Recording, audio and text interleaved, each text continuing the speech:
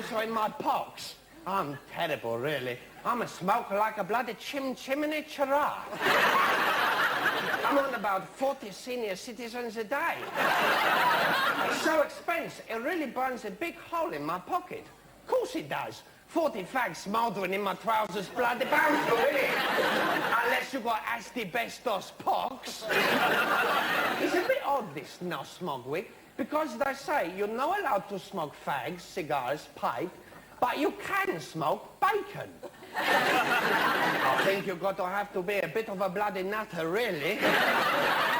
Smoke bacon for the subtle aroma of burnt pigs. I don't think. But I must stop, though, because smoke is so bad for your health. There are 3 things you shouldn't do if you want to live long. Don't smoke, don't drink, and don't become a gazelle. You know these gazelles? The lovely little deers what always get gobbled up by everything on Wildlife on One.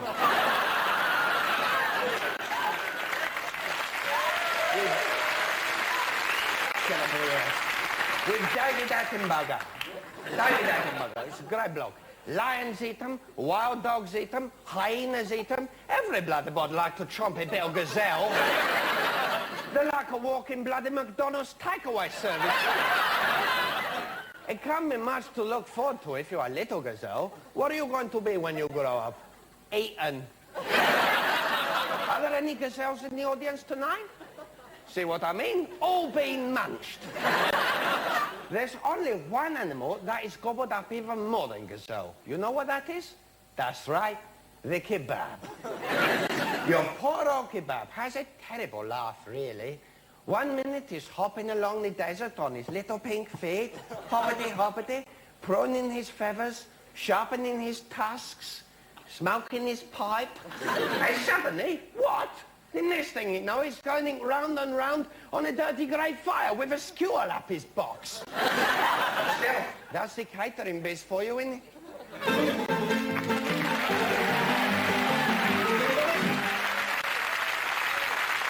There you go. Yes, indeed. Our very own Stavros with a very funny and very weird set there. Ladies and gentlemen, we've got some excellent more live music. Let's hope the technicalities stick with us this time, please. And let us welcome all the way from Zimbabwe, playing live, a really excellent setup. Please welcome the Bundu Boys!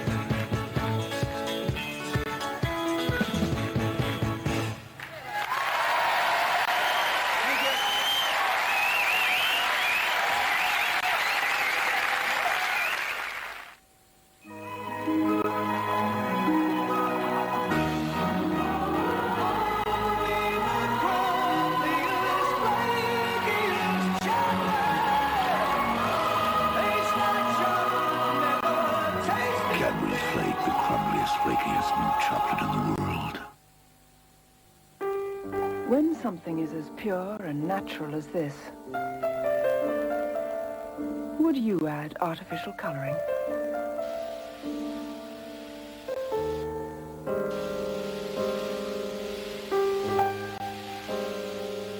Would you add perfume? Neither would we. Simple, not perfumed, not colored, just kind.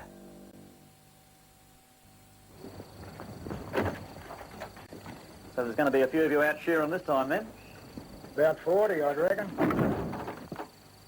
Something for the ladies? Oh, yeah. 2 bottles of sweet cherry, mate.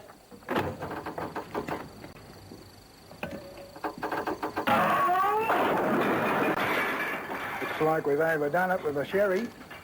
Yeah. Australians wouldn't give a Castlemaine 4X for anything else.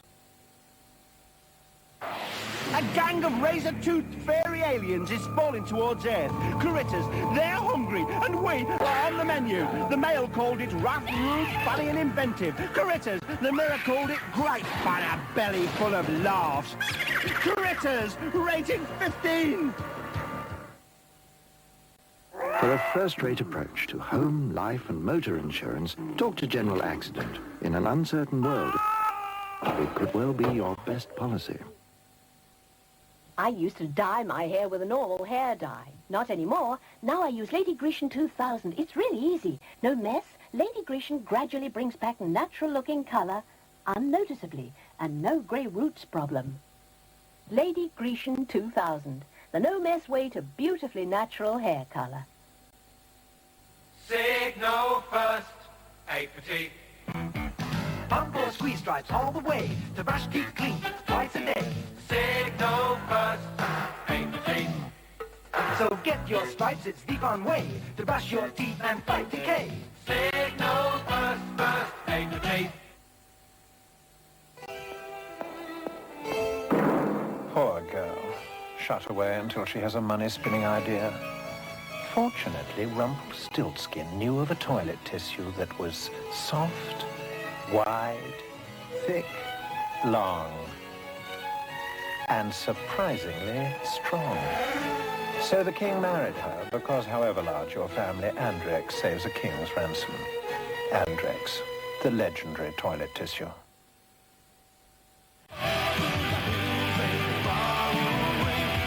Gary Moore takes you back to the wild frontier. Gary Moore with 2 smash hit singles from his hot new album, Wild Frontier. It's blazing a trail at record shops now. Why put yourself through all the stress and effort of trying to buy a holiday bargain? Be sensible and book a Sun Sales holiday. Sun Sales. Holiday bargains ahead of their time.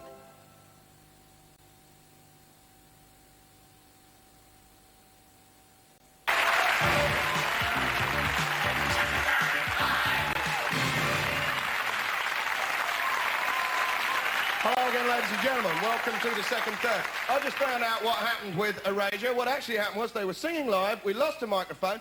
incredibly, the technicians played in a very short moment of tape, and then that was played out again when we regained the microphones. They did almost all of it live, an amazing moment in the middle, and many congratulations to the technical staff on this show.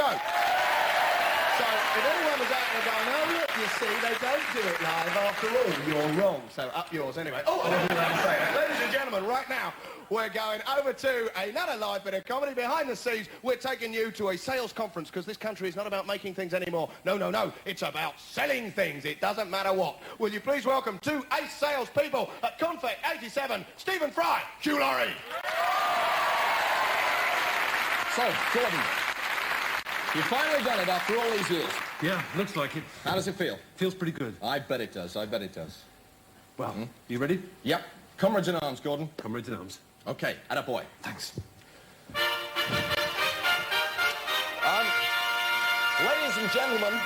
Ladies and gentlemen, it gives me great pleasure to announce that the winner of this most prestigious of awards, the Confectionery Salesman of the Year, 1987, is a young man whose career I have watched over, guided, if you like, I don't know, maybe, perhaps, could be, who shall say, for many, many years.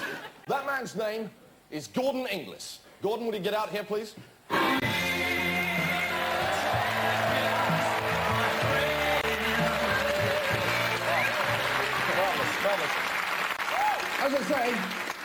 As I say, I've had this crazy, twisted old buffalo under my wing now for more years than I think either of us would care to remember. Yeah, 2 years.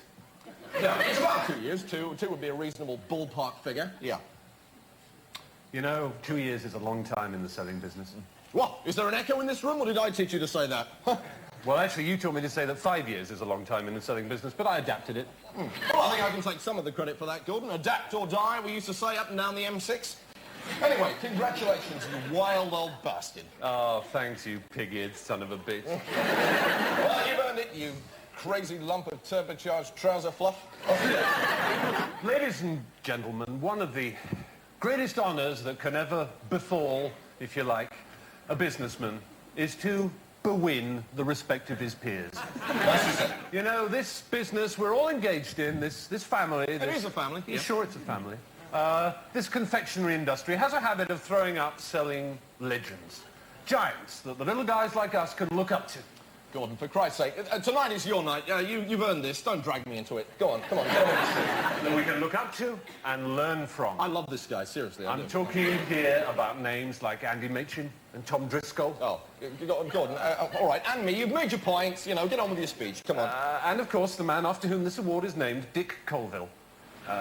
And me, Gordon.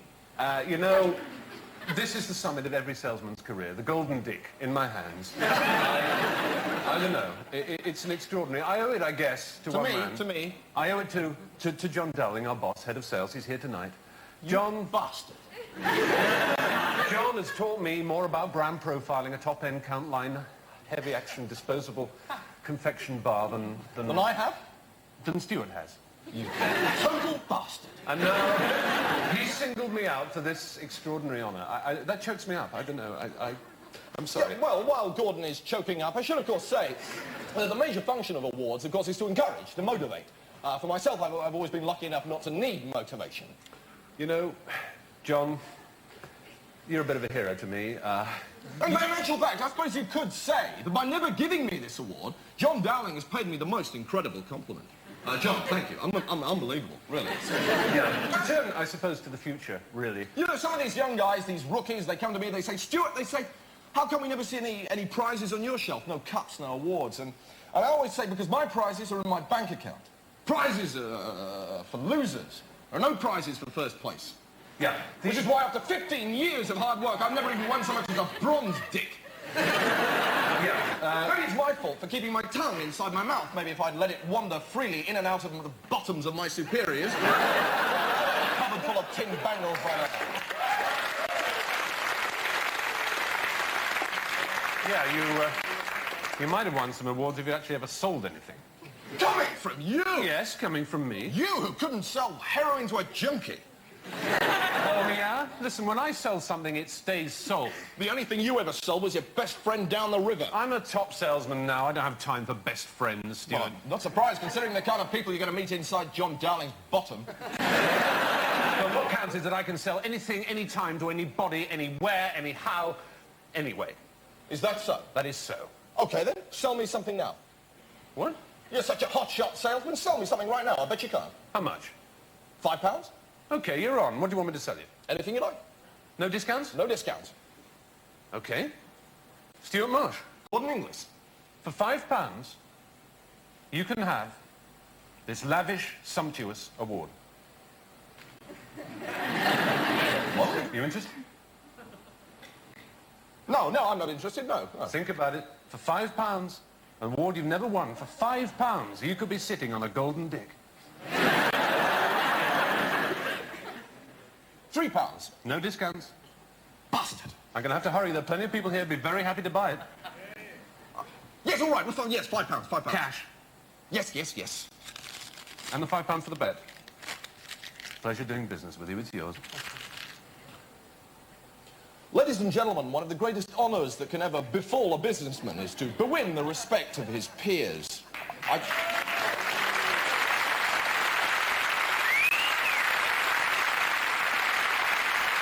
you, Stephen Fry and Hugh Laurie there, with an excellent comment on the nature of selling.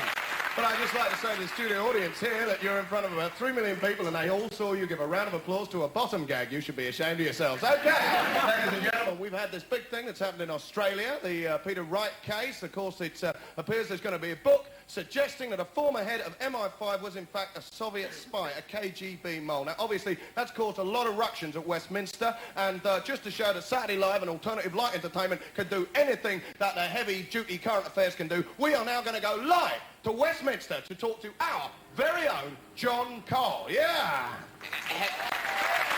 Hello, Ben. You don't seem to be hearing me at all, John. Hello, Ben. Yeah, you still can't hear me. I'm talking. You can't hear me. No, I just wanted you to say hello to me. Oh, all right. Hello, John. Hello, Ben. Yeah, hello, John. Listen, tell us a little bit about all the, the heavy stuff that's going down about the Peter Wright thing in Parliament. How are they feeling up there? Well, the situation... John, we got a problem. No, your line's gone down. It's erasure again. We can't hear you. What? No, I'm just doing this for a laugh, Benny. Oh, very funny, yeah. Well, just make me feel my trousers. Nice one, John. I hope your trousers liked it. Yeah, Benny, many people in Westminster tonight are thinking that if the head of MI5 was a Soviet agent, then many mysterious events of the last 30 years might be explained. For instance, why were Burgess, McLean and Philby allowed to escape to Russia? Why Anthony Blunt was protected from prosecution? And why it was for over 5 years that John Lloyd was Britain's #1 tennis player? Also, why the government has been infiltrated by bankers, spankers and total commodity brokers. The reason why 3-2-1 keeps being given another series, even though no one in the country understands the rules. And why there's always a single glove on the railings by the side of bus stops. Finally, Benuel, it explains why the government have given the go-ahead to build Sizewell B. Obviously, it's going to be staffed by all the Russian scientists from Chernobyl who are now out of a job. This is John Cole with a piece of dog's turd on his foot. 10:33 outside the House of Commons, freezing his ghoulies off, returning you to the Saturday Live studio.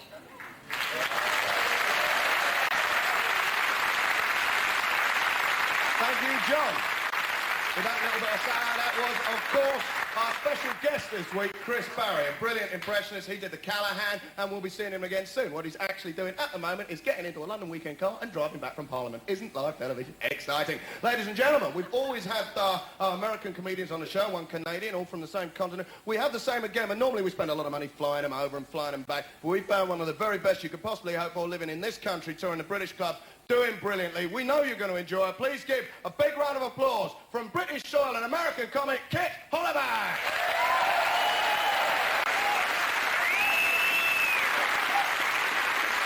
Thank you. I was in a taxi earlier, and the driver was going on and on and on about how all Americans are obsessed with violence.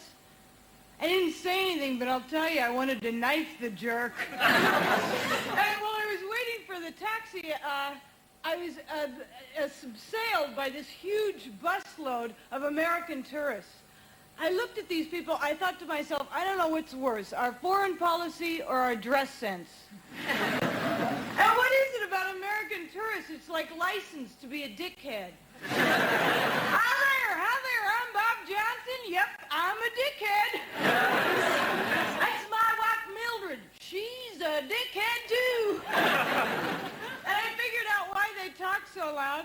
That's so they can be heard above those outfits.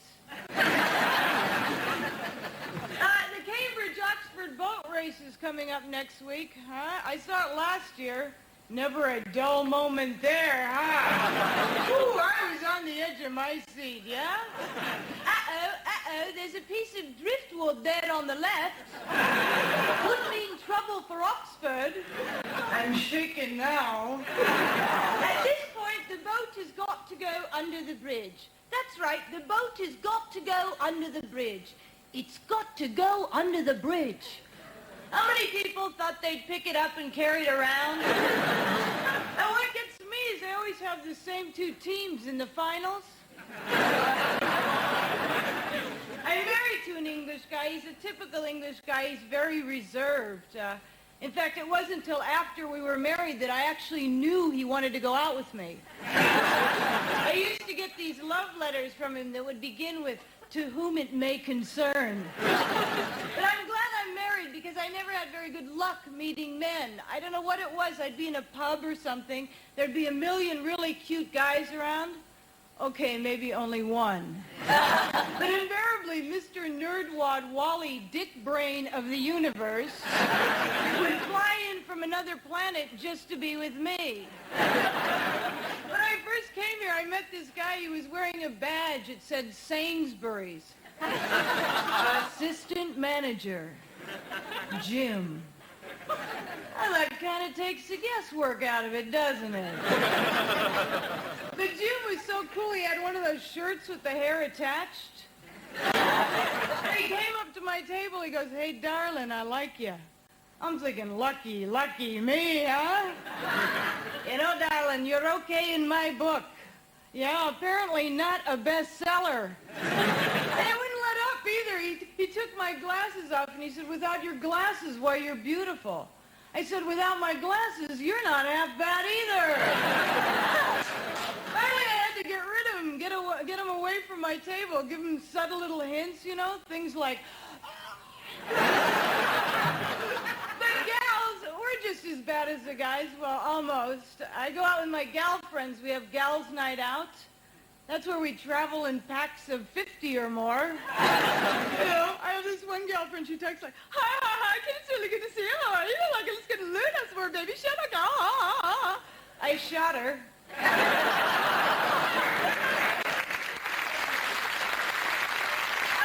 girlfriend of mine, her approach to men is just incredible. Like, she'll pick some guy out in the bar, saunter up to the guy, she'll start going,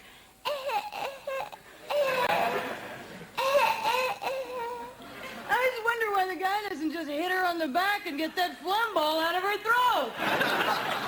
But the worst of them is my French girlfriend, Sylvie. She has such a sexy accent, and she says the dumbest things. Like, one time she said to me, she goes, "You know, Kit, my breasts, they are so large." I said, "So use them to type." I've been a little depressed lately, what with the impending nuclear war and my most recent haircut. I can't get my hair to do anything I want it to, like the housework. So I figured to cheer myself up, I'd go down to Harrods and buy myself a new lipstick. What a snotty store. I mean, even the window dummies are stuck up. And I get inside and I'm in the makeup department. Immediately I'm drawn toward the Clinique cosmetic counter because the women there are wearing white laboratory jackets. I'm thinking there's some serious stuff going on here. What do they got? Gals on the back on stretchers? OD'd on mascara? I went in there for a lipstick. I thought they'd ask me for a urine sample. The woman who was helping me was incredible. She had one of those hairdos that veer up in the front and make little shelf units. She told me what I had was combination skin. Combination skin, that loosely translates, I'll have to buy the entire store. I'd just like to say, I was in the States recently. I was watching the Miss America pageant on TV, and when I was a kid, I wanted to be Miss America because I figured I had a chance because it seemed like the only requirement was the IQ of a polo mint. As I was watching this pageant a couple of months ago, the compere asked Miss America, he goes, Miss America, how would you solve the world's problems? And then he goes, never mind, it's not important. Thank you very much.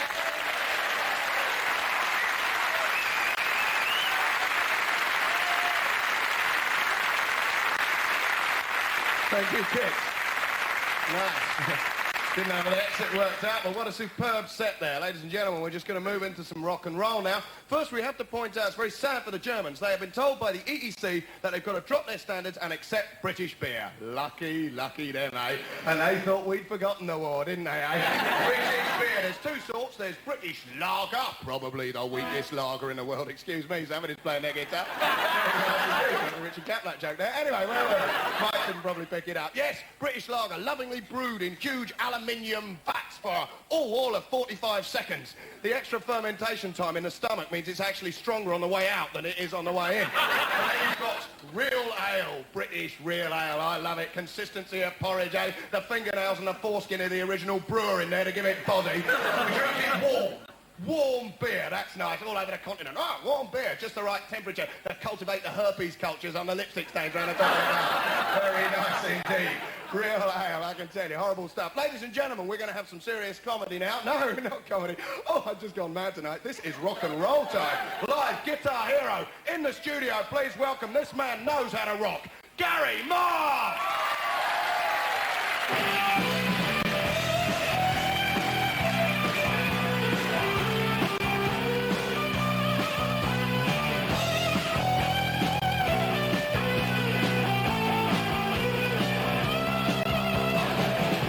Remember the old country they call the Emerald Land.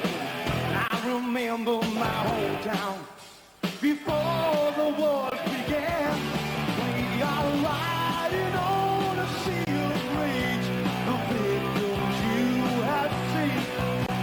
You'll never hear them sing again. The police shades of green. We're going back to the wild frontier. Back to the wild frontier. We're calling back to the wild frontier. We're going back to the wild frontier. I remember my city street before the soldiers came. Now on the cars and barricades remind us of our shame. We are drowning in a sea of blood. The victims you have seen. Never more to sing again. The 40 shades of green. We're going back to the wild frontier. Back to the wild frontier. It's going back to the wild frontier. Back to the wild frontier. It's going. Those are the days I will remember. Come on. Those are the days I most recover. Because of Christ, the things we lost, and praise night and day. Bitter tears of all those years, I hope we live to see those days.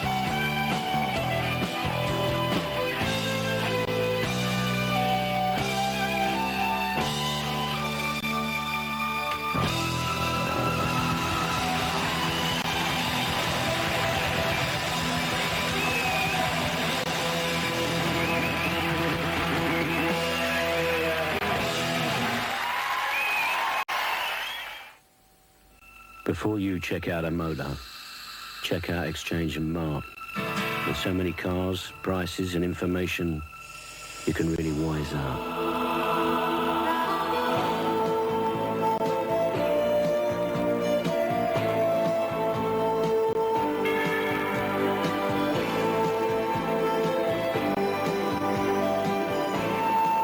Exchange and Mart, it gives you more clout.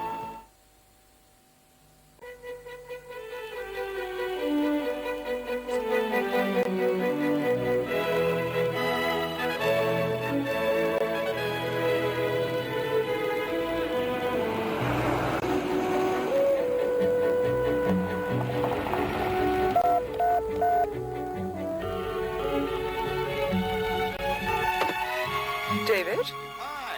That woman, the one you had breakfast with this morning, she won't be able to make it tomorrow. Oh? Yes, she won't be around. In fact, you'll be seeing a lot less of her generally. How come? Oh, you know, flying off here, meetings there. You got the job. One deal after another. Great news. What about a car? What do they offer you? Car? Oh, I think you'll like it, David. Strictly functional. Nothing too excessive. Renault 25. One of your better decisions.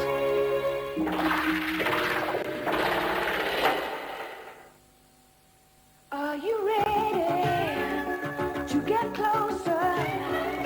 Getting ready to let Bluetooth to blade shake you closer. Let's step into the blue to let Bluetooth.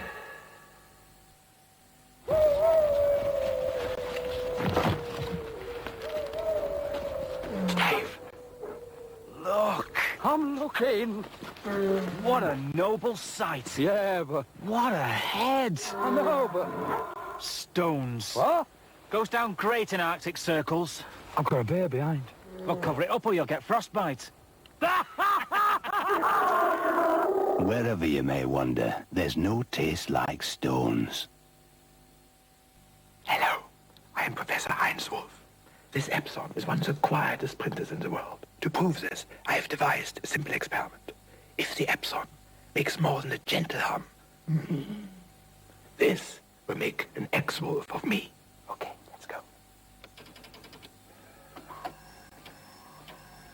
Well done, Professor. The new Epson. Quieter than a mouse. Almost as smart as a wolf. Here in Beverly Hills, only one thing upstages the stars. The cars. But if you're planning to holiday here, how far will your plastic stretch? Will it buy you a Manhattan in Malibu? No. Have a nice day. Will it finance a film in Hollywood? No. Have a nice day. The fact is, in the States, the Barclay car's welcomed but thousands more places than certain charge cars I can mention. And you don't need to be a big fish to carry one. For details, dial 100 and ask for free phone Barclay card.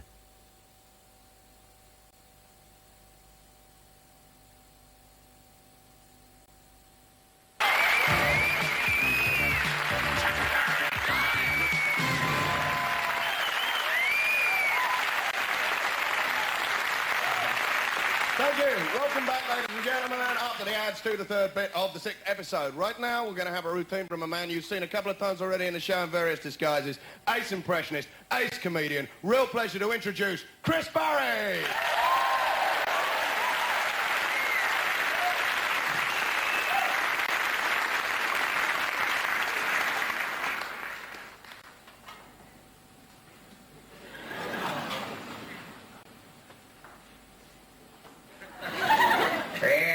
Yes, hello. Yes, I know, we all know, yes, we do, yes. Now, welcome, ladies and gentlemannikins, to the James Bond auditions, which still continue, you see. Yes, they do, and I am the spokesperson, you see, and my accomplice, a dear friend of mine. Well, actually, Kenny, I wouldn't go so far as to say that.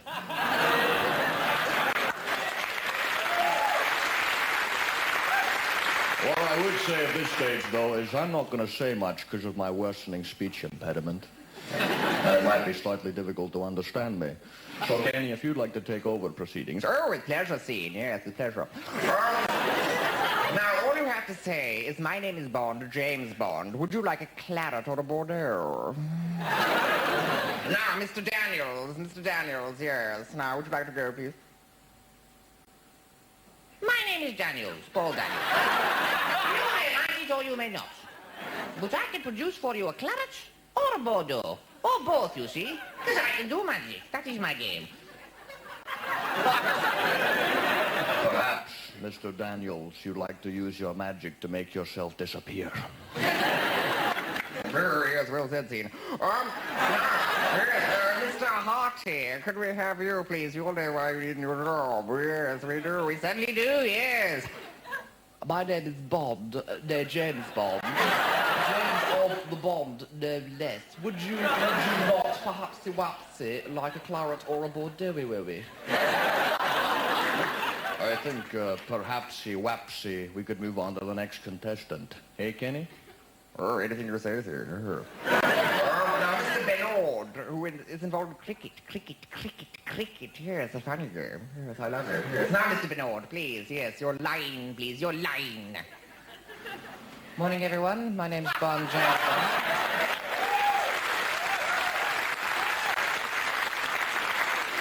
Would you like a claret or a Bordeaux? There's no morning, everyone. It's just, my name's Bond, the sentence. My name's Bond, James Bond. Morning, everyone. No. You see, don't you understand? There's no morning, everyone. It simply says, my name is Bond, James Bond. Would you like a claret or a Bordeaux? My name is Bond, James Bond. Would you like a claret or a Bordeaux? Morning, everyone. Quite extraordinary going on down there. All those auditions.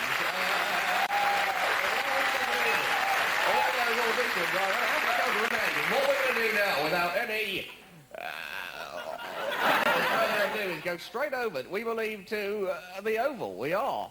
Where the gorgeous body now of Ian Botham runs away from us. His lovely thighs now. And those beautiful trousers all the time. He's a gorgeous man now. He's a delicious man. Imran Khan's thighs now are also pounding. The ball is hoisted high into the lovely, delicious oval sunshine now. Two lonely pigeons intermittently nosedive each other. Their thighs are also shining at me now. A man on the bus, his thighs are shining at me now. It's a delicious day. It's a wonderful day now. The ball is picked up, thrown cleanly. Pakistan still 159 for 1. Trevor can have a cheese sandwich.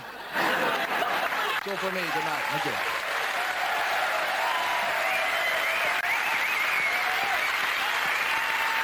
Chris Barry there. Very clearly a cricket fan. Very nice act. Going to see this one more. A little bit of him later on this evening. But right now, we always try and show you the very best that's happening in new British variety around the country. The strangest acts, the best acts, the most entertaining acts. This one is very entertaining. It is also remarkable. So will you please, if we're ready over there, a little nod, yes indeed we are ready, would you please welcome right now, Randolph the Remarkable! Thank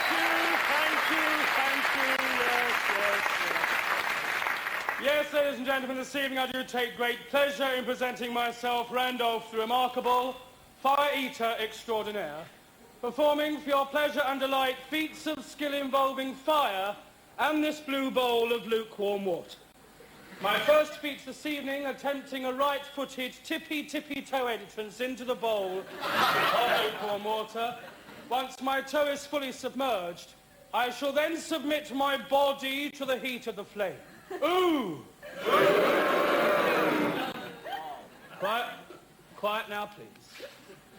I must achieve my cosmic karma, otherwise I'm liable to burn myself or even have a nasty fall into the bowl. Now, that's very funny, isn't it? Here we go.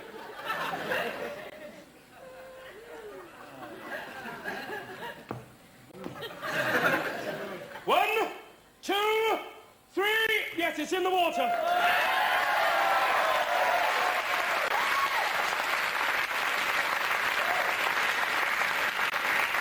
Ladies and gentlemen, I must now remove my protective clothing. Yes, I must. I'm going to.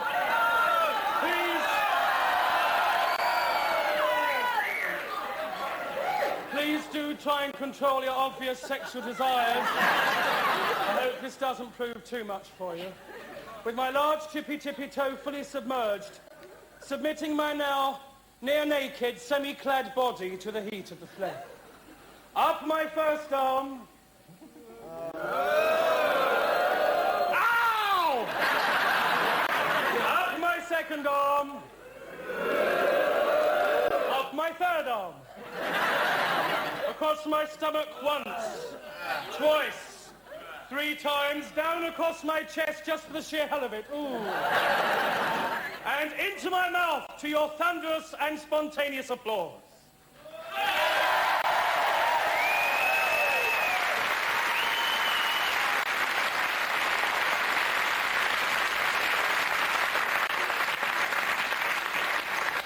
Ladies and gentlemen, moving quickly along my second feet this evening is something I trained for a number of years at circus school. Please, madam. This is something unique to me, Randolph the Remarkable. I shall attempt, for your pleasure and delight, a full stomach entry into the bowl of lukewarm. Once my stomach has entered the bowl, I shall then raise myself up into a beautiful backward arch, pushing out any excess water, pushing out any excess air. I shall then attempt a suction effect, whereupon the skin of my stomach lines up with the skin of the water. I shall raise my body up, and if suction is successfully achieved, the bowl too will rise with me, supported by elastics, strings, or hidden glamorous assistance. Madam, would you please confirm we've never met before, have we? No. I haven't seen you before this evening. I haven't paid any vast sums of money to tell any lies. What is your name? Denise. Denise? Denise. Can I ask you, please, to look at my stomach? Would you check it's totally genuine? There's no asbestos, there's no polythene. Don't touch it yet, I realise you're excited. There's no wiring, no trickery at all. No. There's no trapdoors. No. No padding. No double-sided sellotape. Denise, would you poke it for me now, please? Would you pat it for me now, please, Denise? Is it totally genuine? Thank you. Ladies and gentlemen, thanks to Denise, my stomach has been confirmed. Wait. As I go now for the full stomach entry, please, I do require absolute silence.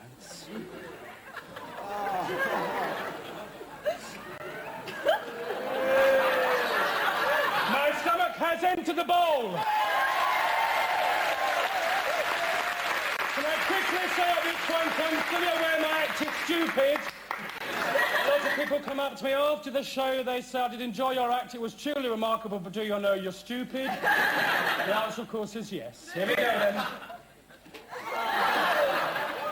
Yes, it's up!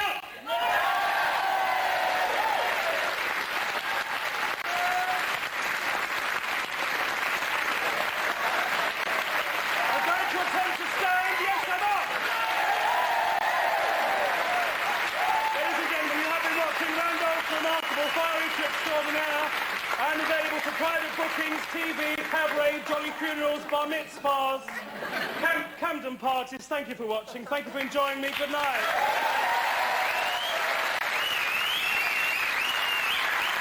Yes, indeed. Randolph the Remarkable. And kids, we have to warn you, please don't try that trick at home. It is dangerous. Now, ladies and gentlemen, we're going to go back in time, forward in time. We're going to talk about the perennial world of rock music. Let's go to documentary time now with Talking Rock.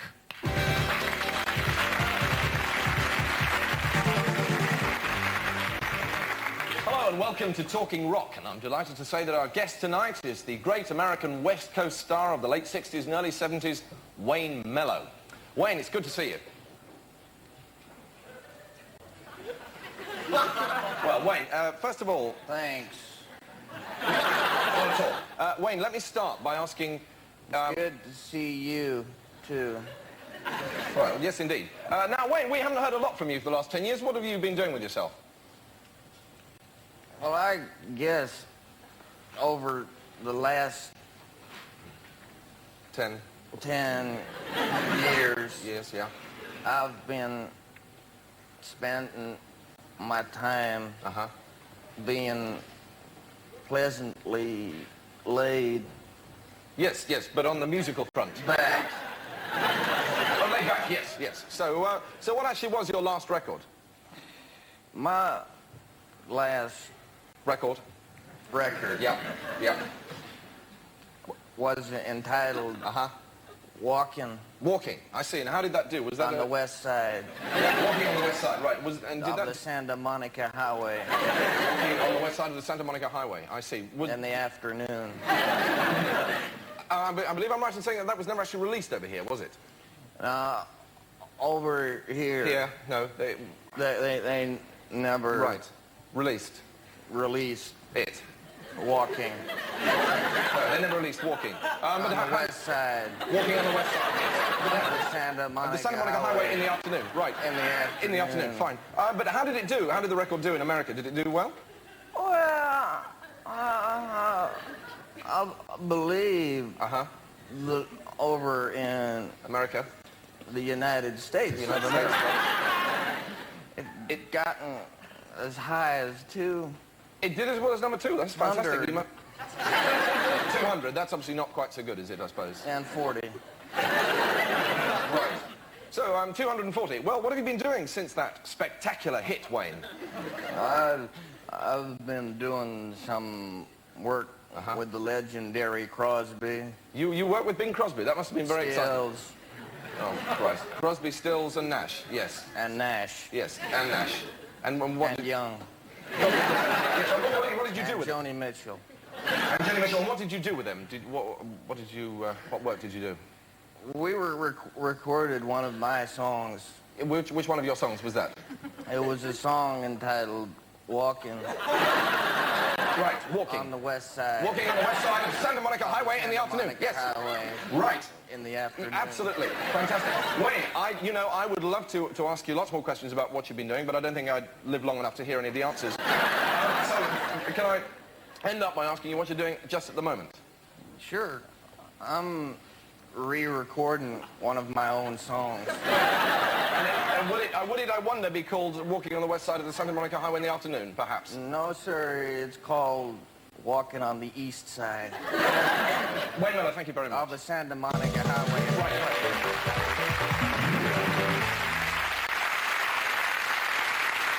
Yes, indeed, ladies and gentlemen, that was Hugh Laurie and Chris Barry. And I was informed by Stephen Fry in the break that I used the word perennial in its wrong context in the previous link. But there you go. I don't suppose anybody else noticed. So, ladies and gentlemen, the dust has finally settled on the big AIDS week thing, where all the TV companies were exposing all the ignorance. And, of course, most of the ignorance was in the TV companies. I mean, they had this extraordinary youth campaign with Mike Smith up front. Very convincing indeed. Very sexy Mike Smith. Up front, telling all the kids how not to get AIDS. And yet, they put it out at 8:30 on a Friday evening. Well, very clever. All the kids are out trying to get laid, aren't they? Except, of course, not trying to get laid. No, not indeed. Not trying to get laid. Or Mary Whitehouse would have us say, trying to get married. Yes, that's what we wanted to say. All the kids down about trying to get married, you see, because she thinks there was far too much talk about sex and far too little talk about young people getting married. She's obviously been to loads of discos and fun pubs recently where they talk about nothing else but marriage. I know, some 17-year-old sack of lager sort of wobbles across the floor with a face like rhubarb and custard. He says, hello, doll, I've been watching you move. I think you look good. I think you look sexy. Why don't we have a few drinks, go back to my place, get engaged, We can have a 3-year non-sexual courtship and then lose our virginities together on our honeymoon. I mean, it's bound to happen, isn't it? I mean, obviously, Mrs. Whitehouse has been saying that they should be promoting a more romantic attitude amongst British youth, and AIDS should be aimed as if young people were very romantic. Yes, don't take risks. First time, get married. There you go. Don't leave the house for the rest of your life. Now, fair enough. But I think, ladies, I think girls, it is a very high price to pay for Mrs. Whitehouse's approval to get to have a lifetime with some dingbat just because you got a bit frisky and drunk one night, you know what I mean? I mean, let us, for God's sake, have sensible people. Let us have, you know, people trying to take control, but let's have a bit of realism as well, eh? I mean, what's that about? What do they want? A campaign at other people. They shouldn't have the AIDS campaign at the people at risk, the people who are sexually active, the people who are potentially promiscuous. There's obviously a lot of jealousy. All the non-risk people are saying, what about a campaign aimed at us, eh? What does Mrs. Whitehouse want? What about a campaign trying to tell happily married old age pensioners about the dangers of AIDS? That'd be happy, wouldn't it? Now, you wrinklies, you watch out. Stay safe. The only way to be absolutely safe is stay in your bath chairs. And when you go down the Derby and Joan Club, for God's sake, if you're doing the okey-cokey, make sure you're doing it with somebody you've been married to for 60 years or more. That'll obviously make it, because attitudes have got to change. It's no good pretending that attitudes don't need changing. I mean, it's no good burying our heads in the sand. Attitudes have got to change. I mean, for one thing, everybody's saying that attitudes have changed already, and of course, there could people go around saying, oh, isn't it funny? You can talk about condoms now, isn't it weird? We never used to be able to even say, miss, what's a condom? You can talk about condoms, can't you? In fact, it's Prince Philip's talking about condoms, eh? Oh, I don't know why. But, ladies and gentlemen, no, I don't know, I was embarrassed. I didn't know what that meant, and I don't know why you laughed. None of you could tell me, but anyway, thinking about legal problems there. So, ladies and gentlemen, everyone's talking about condoms. All the time. I mean, you know, I think it's got to the point where you're actually expected to. It's bad manners not to. I mean, if the vicar comes round and he hasn't edged the subject round to rubber johnnies after a couple of minutes, you think he's being rude, don't you?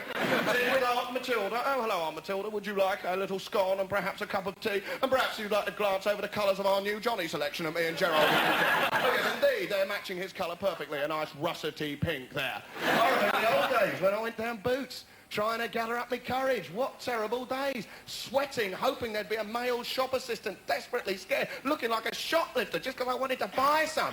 Nowadays, some drongo quo fan on a moped shoots up. He's got more chance of playing the guitar than he has of losing his cherry, and he's embarrassed if he doesn't ask for a six-pack of Fiesta when he goes in for his zit cream. I mean, what's it about? He used to make all these excuses. Say, I'd like some aspirin, please. Wink, wink. A bottle of aspirin, wink, wink. I'm embarrassed these days to just ask for a bottle of aspirin. Oh, you just want aspirin, do you? Nothing else? What are you?